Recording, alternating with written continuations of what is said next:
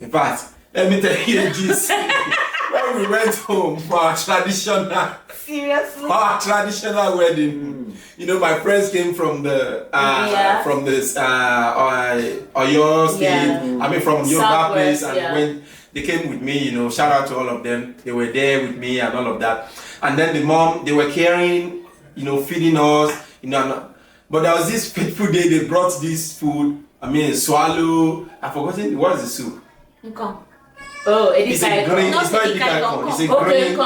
Yeah, it's a green vegetable kind of soup too. Except that there is no meat. Then they dyed this meat. The meat is like this small. People. It was not small. If they pack the old meat that was in that. No, cooler, these people eat meat before even eating. No, the old meat that was in that cooler, if they pack it together as one, it's like maybe one meat that won't be saved. No, and to justify, okay, before you go kill my mom, go kill my mom. So that particular food, we paid a caterer, because I told my mom that when they are, and she, you know, because we did research before they came. So all the food that was cooked from the house had meat inside. Nkong was cooked by somebody else. Meat, no, not enough. So we didn't even check.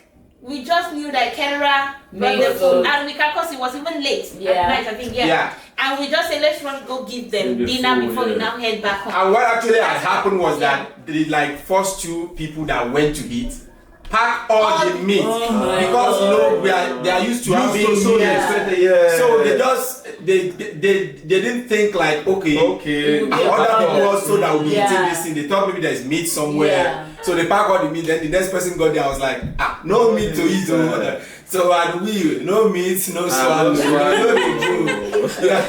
I was like okay, you know. I mean that was one thing in our house too. Yeah, we have to like talk about it like okay, meat has to it has to be meeting. It has to be meeting. It's culture is definitely something. So for me, I think the first time I went to my husband's place in Nawato, I already had an idea because for my secondary school, like high school, I did it in Edo State. But I mean, it was high school, so I knew we could, they're almost like Yorubas also. You have to, you know, bow, bend, genuflate, what's the word? Genuflate to greet your elders. So, but when we got to the village, it was a totally different ball game because you had to do it like 6 times. For whatever the elder was saying, is it koyo? And for you keep going down, but I'm like, what in the world is going on here? So I did it the first time, and of course my parents-in-law are well known in the community. They are like, you know, elder statesmen in the community. So she had to take. In fact, at some point, I think my mother-in-law, God bless her heart, she saw it. She just told me, my daughter, I beg, no do am again. Just do the first one, no do am again. No say no from here. No, like she had to tell me I shouldn't do it because you know thank God bless her for me. Because like my knees are literally like beginning to hurt. So she told me no. Once I agree the first time, that's it. I shouldn't go the extra mile and all of that. So that was, you know, one for me. And then for the food, there was nothing apart from they have a special soup called black soup, which I had tasted in secondary school before, in high school. So it wasn't different so much for me. Yeah. So I was able to blend in with that and all of that. So, and then what else? The only thing is the cooking styles, like or like how things were done differently in his house. Our first Christmas I think that was the first time we had a major quarrel at our first Christmas together, because from the house that I'm coming from, when we are preparing for Christmas and all of that cooking, everybody waits, you know, until when the food is ready, you know, then we, you know, but I think in my husband's house, like as you're frying the meat, everybody meat is supposed to be flying around. As you are cooking, you are eating. Especially it's a continuous process. I kept frying. Then there will be a point where everybody now sit down and I kept frying meat, and by the time I turned, it's reducing. I'm like, what in the world? It's only me and this man in this house. What's happening? So I had to like move it to like where I would be seeing it. And then the next time I'm like, I just like if you keep eating, when will I be able to stop cooking? Because because we are literally invited guests. I'm like, if you keep eating it, that means I have to spend like the whole day in this kitchen. He was like, no, why can't I eat meat? What is meat? I said, I'm not saying that. I mean, like, it was something. So I had to adjust, like, okay, whenever, there has to just be meat. Just meat, so that was the chalk part for me, yeah. I guess you guys have said everything. But I have something Give to one say. line. Yeah. I would say the first for me is I don't play with food. I take my food seriously. So her choice of meals are very totally different from mine. I'm a heavy eater, she eats very light. And that light is so light. Sometimes I feel she's going to be carried by the wind. But we try it doesn't eat. And she has added so much to my weight gain. Because we set the food to eat. And then instead of it to be like, maybe 60-40, 60 for me, I end up taking 80 and 80-20. And I'm the type that feels that once food is on the plate, It should be it should be finished. completed. You don't leave it, But that aside, my favorite soup before I got married was a goosey soup. I don't know if it's still my favorite right now. Because she totally eliminated it from my meals and replaced it with apple soup. Oh shit! So she cooked it so much, I forgot I had my own things. And I actually love it, but we cook less of that. And even if I have to cook it, because she doesn't eat it, it looks like it gives her allergy. She doesn't like it. It upsets her stomach. She doesn't just like it, so she doesn't even like cooking it. So sometimes you say, I've got your ingredients, so come and cook your soup. I have to confess, for the 10 years we've been married, I've only made a goosey twice. Dang. So I've made if you my see a goosey goosey in my house, my husband cooked it or we bought it. Or somebody Or we gave ordered us, it, or yeah. someone gave. So I don't like the soup. So these are things about interracial marriages. At the end of the day, I will forget that there's soup like a goosey, and I enjoy her fancy so much that is not like my best soup. So that part for me, and then the other part is naming. Yeah. Naming kids or I'm gonna explain that. So when we got married and we gave birth to our first daughter, and we wanted to write her name. So that was. So I took the documentation for the birth certificate, and I wrote Adiel Iwename. She said no. Adiel Osahon. I said, what do you mean Adiel? You say Osahon is your name. I said, what do you mean Osahon is my name? Osahon is not my name. Osahon is my first name. Contrary where I come from. Last name. The family name is the last name. That's how they do. That's the ancestral name. My father does not own the ancestral name. It comes from a lineage. So it's not like, so who had that first name? Which was also a pointer for me. Started it. He said that was somebody's first name. So, and I said, so how is it done? I said, oh, no wonder. You're bearing your father's first name. Her last name is Paul. Eno. And she's very goodness Paul. I said, no. That's a sacrilege where I'm coming from. I can't bear my name. I can only compound my name to make it distinct from the family. So I can say Osahon Iwename. That's my compound name. So the children can be Adel, say Osahon Iwename. We do that, So it was strange, and we had that argument for a very long time. He didn't want to put his name because, like, in his family, you who gave birth to the child, it's like you're not relevant. It's not family, it's a tribe. And I'm like, no, that's wrong. Like, no, you don't use the word well, not wrong, but I had a very difficult time accepting like that. You gave birth to that child. Your name should be there. Why an ancestry I decided that we don't know just That's the bearing the culture name. thing. Like I had a very No, problem my with mom that. had to put my head straight with that thing. Yeah. Because she asked me that question. The first time I told her that I'm getting married to a Yoruba person, the first thing she asked me was, I said, what name will your child be? Yeah. She now told me to go do research about how do they name kids in Yoruba land. So I went to find, I think I asked him, because his name is Timothy Abiola Oduremi. So I asked him, who is Abiola? He now said Abiola is his own Middle name. Middle name, yeah, yeah. which is his native name Native that they use name. it as a middle Yeah. name. That's when I told her, I was like, it's not making sense. And she's like, no, that's why she asked me to go look into it.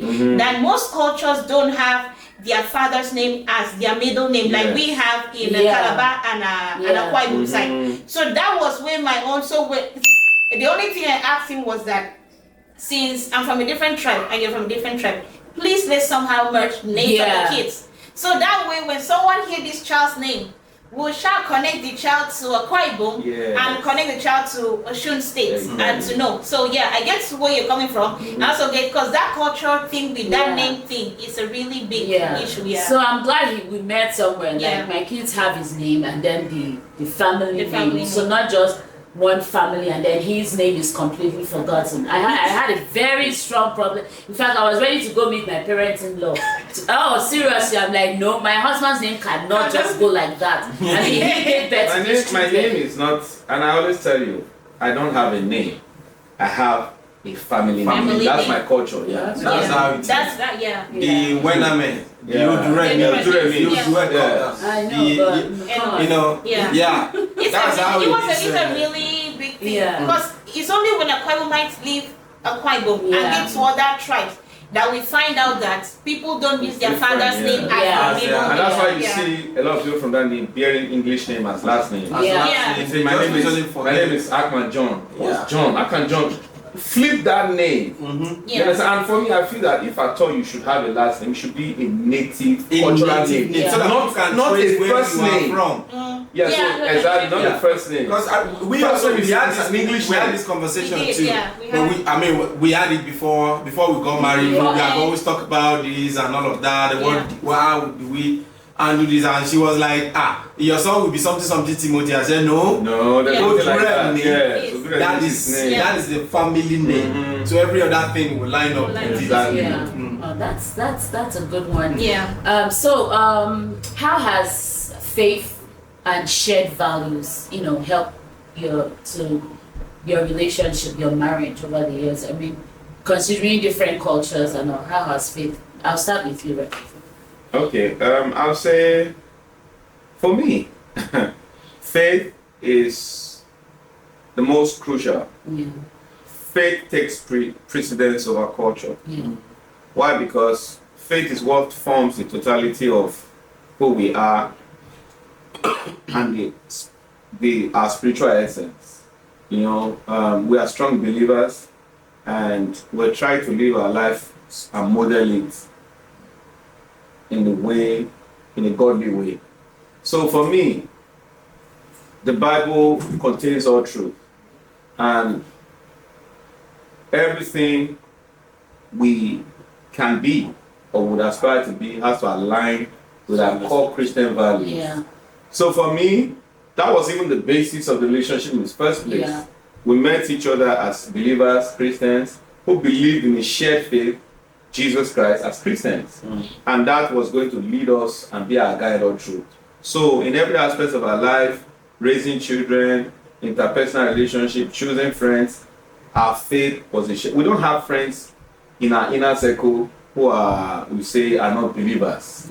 Because really you want to, he said, do not be unevenly yoked. And you really want, and you want to live life in a very easy and simple way. Yeah. And not try to convince people about cultures or their beliefs. So I believe that for me, that's the fundamental aspect, and that has guided me, and it has led us all through. At the end of the day, if we have interpersonal differences, we go back to the source of truth. Yeah. What would the Bible say in this?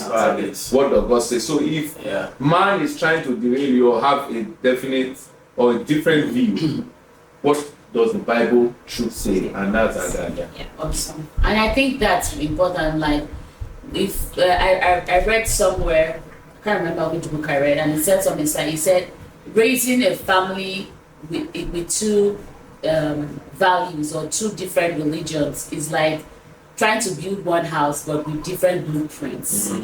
He said it's going to take it's almost impossible because some part will go with this side, some part will go with that side, you know. But and it's very key because when people don't have the same value, and value is very strong, because sometimes you hear people say, "Oh, I didn't know this is what he stood for," or "I didn't know that he believed this," or "I didn't know." And I think sometimes it's because I always say people like hearing your story. There were basic questions you asked from the beginning, because these were like. These are the foundation. But sometimes I see people like the things they are supposed to know, the foundation they are supposed to, they don't. Instead, from the beginning, it's more of, the trees or you know, the butterflies, and they don't kind of set it straight from the beginning. So when things, you know, situations come, that's when they're like, okay, what do we do? But if you had set it up from the beginning, you know, oh, this is what he stands for. This is what she stands for, and it helps. So I would like to hear from you. Me first is because if Christ, like as believers, Christ is the song says like your firm foundation. Whatever else is built upon it, if it's not that, see, like the Bible says, it will be measured. So if it's not aligning with the scripture, just drop it. It's simple. If someone comes into your life and the person is not a believer, not a religious person, because if you're a religious person, tradition takes first place before Christianity comes in. If Christ is your guide, your model, like Christ says. So if someone comes like, oh, we've been talking about, okay, like simple thing like this food can cause a big problem and marriage will dissolve. But when you know that Christ is the center, okay, how can we walk around this thing? And there is no answer that is not in the Bible, pretty much. That's right. It might not be direct, but somehow you will find an answer. So if God is your guideline, it's always, every decision you make is like, does this align with with what God says I should do? Then that's it. Because I really looked into, you have to be a believing believer, not an unbelieving believer. Like you just go to church as tradition. Exactly. There are some things that sometimes I purposefully did stuff for him to see if he will react in another way or do something else, not something bad. Like I just wanted to see, okay, if you are not a believer, there is how you will react to something. If you are a believer, there is how you literally react to something. So as believer, faith has really helped us. When you come from different tribes, you have different religions, and then but when we come into one body, Christ is one body. Everything centers around Christ, and it's really helping growing. Because when you are upset, you don't run to the other room to sleep. Or like the thing you said, that if he upsets you, like he calls you goodness. Once you told him, okay, this is not, you already know that we cannot fight outside this amount of time. Being a believer helps that, because if you're not, someone will piss you off. Okay, I'll carry my bag and I'm out of this place. So Perfect. Yeah, I mean, they both, I think they both nailed it here, because it's faith is the real deal. You know, like Sam mentioned, it takes precedence over culture. To me, I think that has helped too with this, because I mean, there's so much that probably we may not remember right now, you know, but I think that faith part has helped to keep us in place where culture seems to be, you know, be contradicting and all of that. So, but we are both believers, you know, that is our, I mean, it looks like that is our faith. Let's say it's a driving force, it's a culture that we hold on to. So she's not a BBO, I'm not a Yoruba guy. We are just Christians. You know, we are Christians. We are faithful. So, and that is what drives every conversation. How we relate with people. The decisions we take is not about where I'm from, or that is our foundation. You know, in Christ. So that has been really, really helpful, and that has helped us so much that I think to some extent we don't actually see the culture thing. Yeah, we actually don't. We actually, the only thing that I know, which like a few days ago, I think we were still talking about it, probably yesterday or so, was, you know, in the culture parties, I wish I can speak a language. Yeah. And I wish she can speak, because sincerely, 100%. I think in the culture, this thing, that's probably the only, for me, that's the only thing that I think I wish this, there's a way we can. Because sometimes you want to gossip outside. And you don't want people to hear what you're saying. You want to correct her or point her at. Also in communication, there are some things that in my language, if I say it, it means a lot of things. True. It has communicated English so many. dilutes it. Yeah. But for her to understand, I have to put sentences together and all of that. Things. And all in my language, all I have to do is and she got it. Which the same thing for her too. I want to make some jokes. In fact, unconsciously I make some jokes, and then I discover that she's not laughing. She can never She get it. probably does not know. Then I have to find a way of saying it in English and still make her feel good and laugh about it. Yeah. Do you understand? Yeah, that language one is That like language is a a language barrier. Sometimes my husband still speaks it anyhow. Like if we're outside, he's trying to come, and I don't know, for some reason She gets the point. I get it.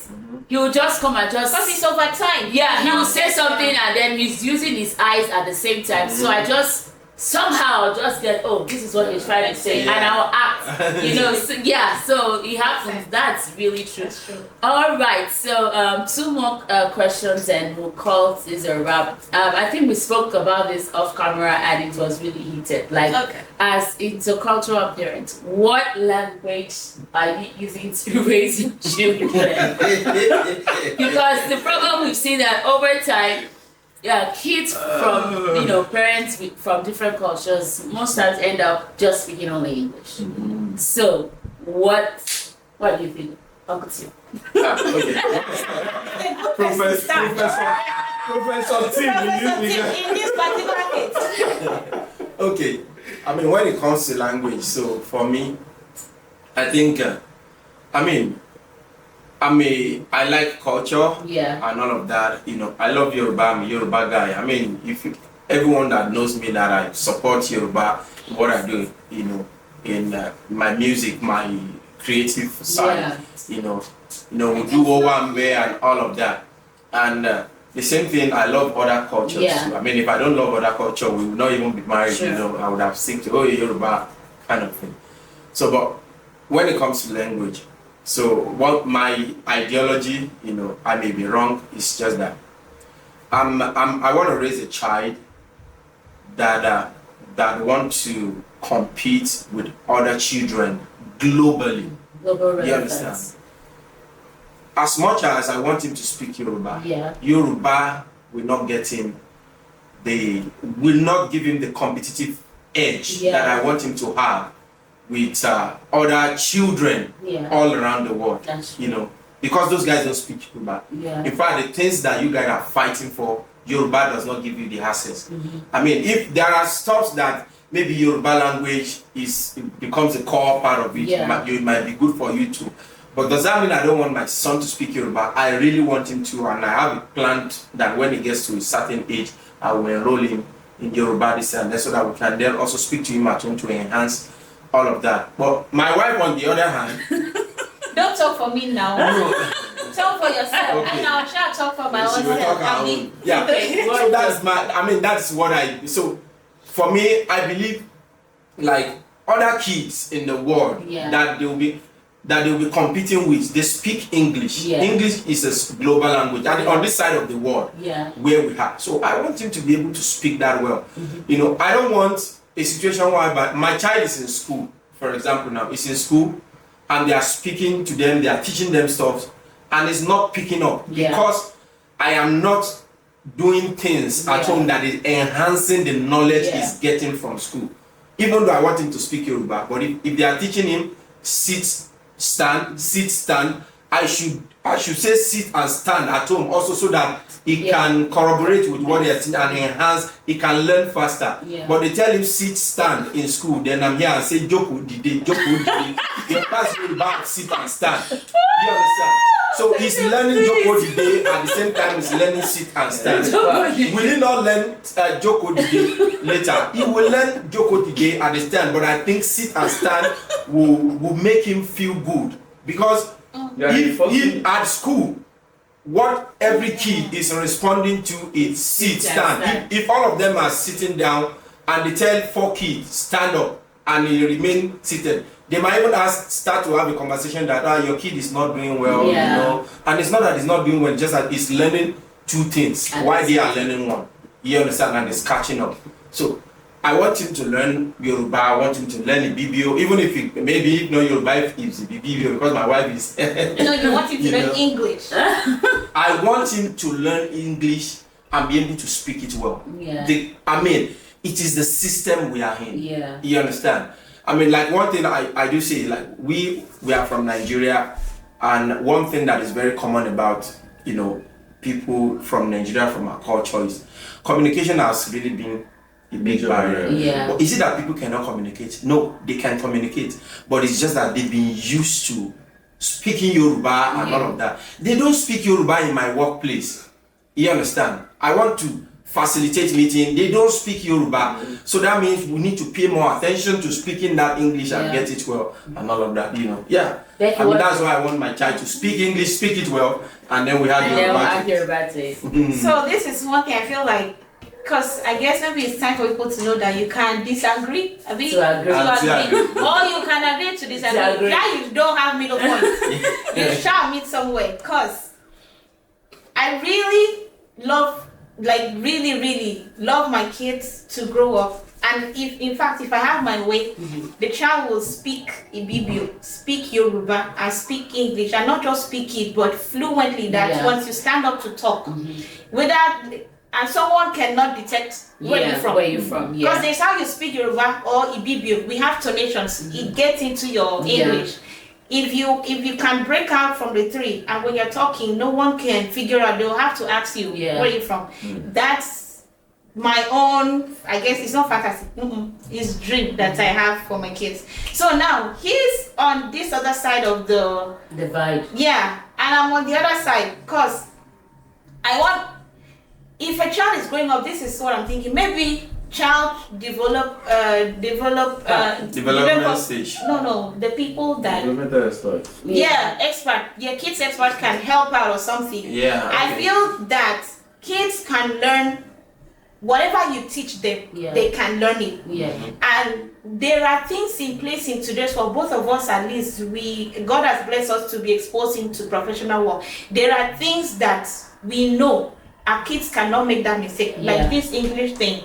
If they can speak our language, there are things in place for them to be global relevant. Public speaking is there. They even have clubs in schools that are sold out to just these things to help them, to grow them.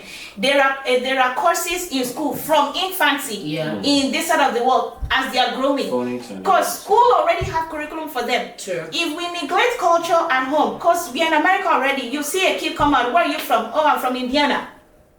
The first thing I want you to say is that, oh, I'm from Osun State, but I am from Indiana by, get it. This is that, that's my own, but the child doesn't have to do that. But this is me as a mother thinking. So I wish, I am the side that I belong to. Speaking from the start, speak your language to your child. I am already from a culture that is only one state in the entire world. That our culture can go into extinction. Minority of the minority. Yes, we can. That's the reason. It's not. Yes, it's not. No, we can go into extinction. They are now. So I am not the man. Yeah. So now, because if they ask me where you from, I'm from Osun State. That's period.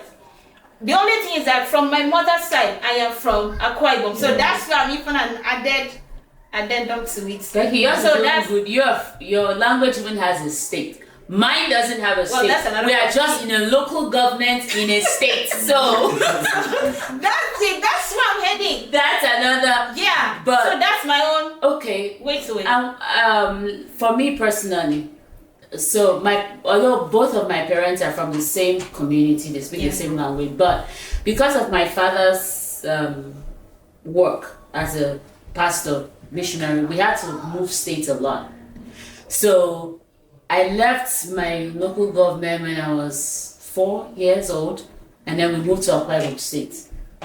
So in my house, my parents spoke our language with us, but we were in school. So the school, but of course it was still a village school though, so they still taught more. They taught us English in our mother tongue. So they taught us. Yeah. American. No, I'm just giving my story. They taught us English in our mother tongue until when we left, when we moved to Akwa Ibom State, where it was a city standard where English. Shout out to Akwa Ibom. Yeah, we teach in English. Hold on. No, I was in the village at the time, so not like if I was in Calabar, the capital. But when we moved to Uyo, okay, I went to a standard school that taught English properly. But so now I was in a state where I had to learn English.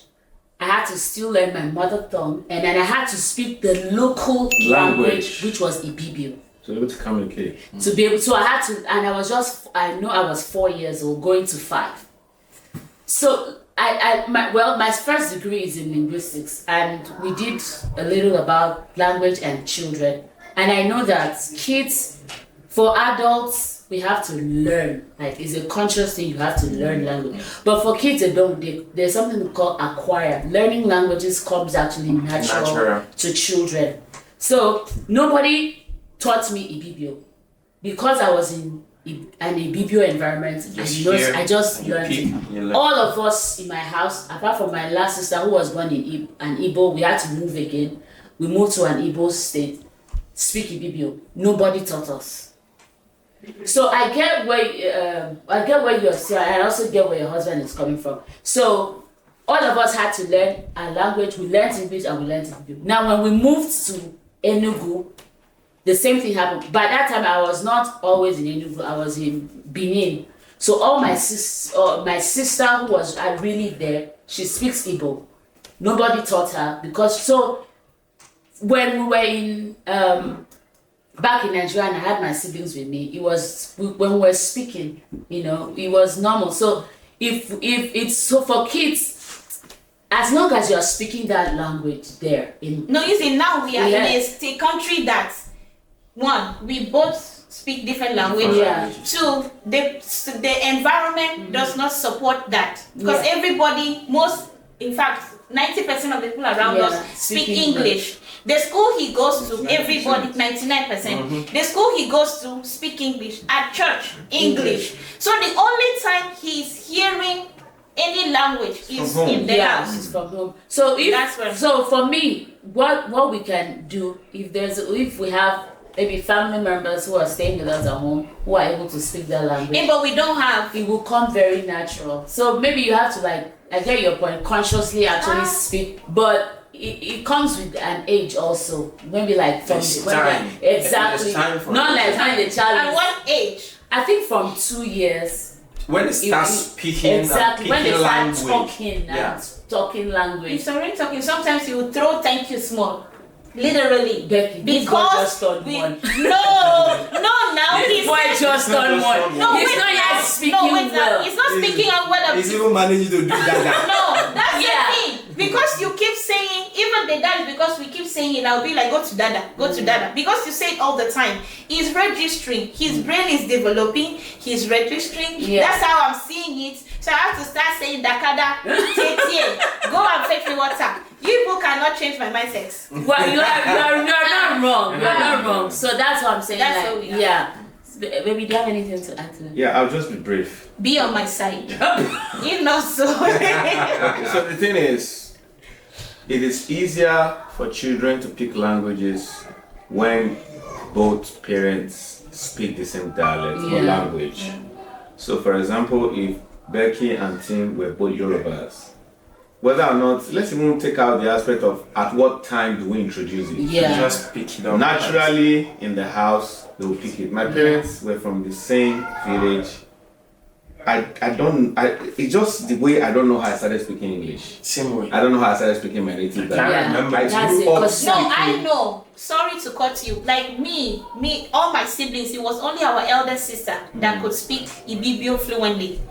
My mom and my dad speaks Ibibio. We were born here. Yeah, you're not born where I was born. No, wait now. Should I'm heading there. The only thing was that when we went back to Nigeria at the time, people around us were speaking English. My dad had to do something. In the house, he stopped anything that has English in that word. Cannot come out from anybody because you already learned. Because we all speaking English. But that was not the intention at first. It was just because, like I'm saying, because both of us, my mom and my dad spoke Ibibio, but they were in the same house. They were speaking the language. But me and my siblings, we did not pick it up. Why? Because they turn around to us and speak English. So what I'm saying, that's what my husband That's what I'm said. saying. If parents are not speaking the language, then that language is not being spoken in the house. Yeah. The fact that parents are full from the same dialect and they are speaking it to each other and they are not communicating with the children, they will not learn it. Yes. So the thing is, for those who have the privilege to be married from same cultures, the advice is please speak your language. Yes. Let me well. share a very practical experience which I think people might learn from. My boss, while I was in Nigeria, is from Yoruba tribe. His wife was Hausa, but we were all living in Abuja, so they spoke Hausa language. They had a nanny who was Hausa. So that boy grew up speaking Hausa in the house. My boss spoke Hausa, wife spoke Hausa, nanny spoke Hausa. Everybody was speaking Hausa. He grew up, my boss is very educated, very learned. You understand? And that boy grew up speaking Hausa. He started preschool, and when he was enrolled in preschool, they told him he speaks Hausa. That young boy was speaking in Nagija, Nakwana, Lafia, as in he was speaking Hausa. That was the language he acquired from him. So that was the natural language he learned. When he went to school, and my boss would tell you, I was like, I like my son, he will learn English in school. That blew my mind. Wait, at what age did they start speaking? Preschool, he started preschool. No. They started speaking Hausa to him. He grew up speaking. He grew up as a baby. They did not speak English and Hausa to him. So at the time when he was supposed to start speaking English, he met Hausa and met Hausa as the language in his house.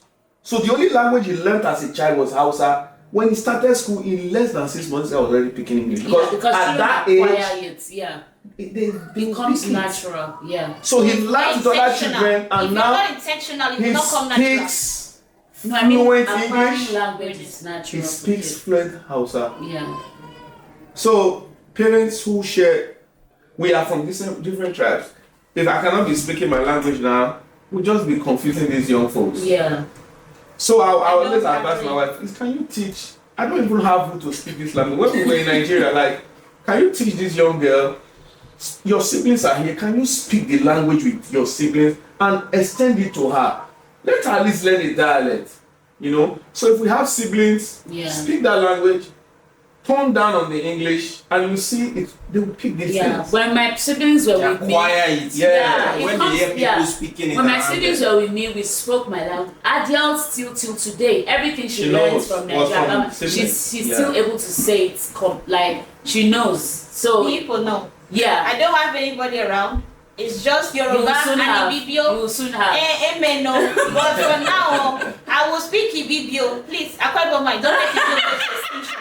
Let me use this platform now to tell you. Oh my goodness, Becky! All right, finally, before we go, thank you so much. It's been so insightful. But finally, insightful.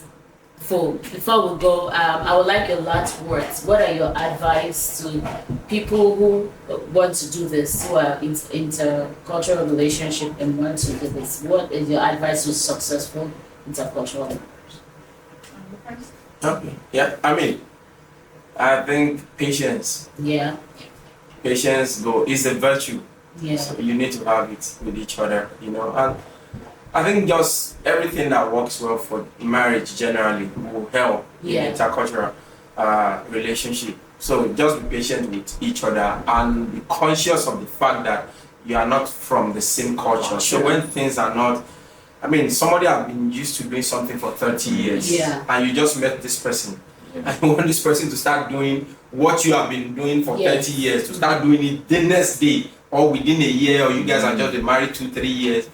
It's not magic. It took you even 30 years to grow up and get to where you are. Even in your own culture, there were times in that your parents were still even teaching you your culture. As if in our culture, we don't do this. In our culture, you don't do this. So, I mean, let's give each other, cut some slack for each other, you know, give each other grace, you know. And there will be mistakes, there will be error, you know, tolerate. It's not everything you nag about. It's not everything you complain about. It's not everything you have to question. Some things you just let it slide. Awesome. Yeah, thank you very much, Tim. You said that's the key word. I just want to add to say that love eliminates all barriers. If you are in a relationship with someone who is from another tribe, try out of it. Just love that person for who they are. And then let's extend grace, patience, everything will work out absolutely. 10 years we've been doing that, and it's been working. So I'm a big fan of interracial marriages, and I believe it will work. Thank you.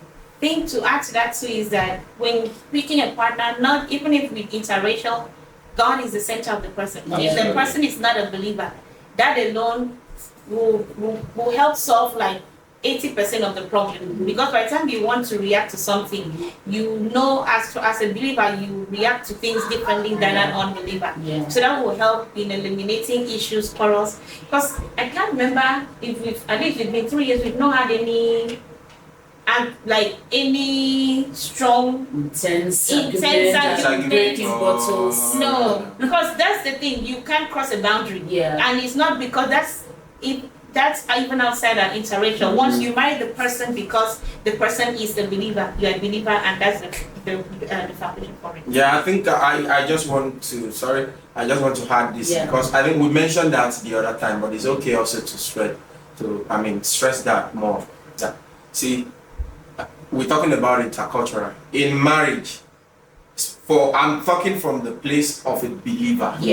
Faith is our culture. That's it. She's not a BBO.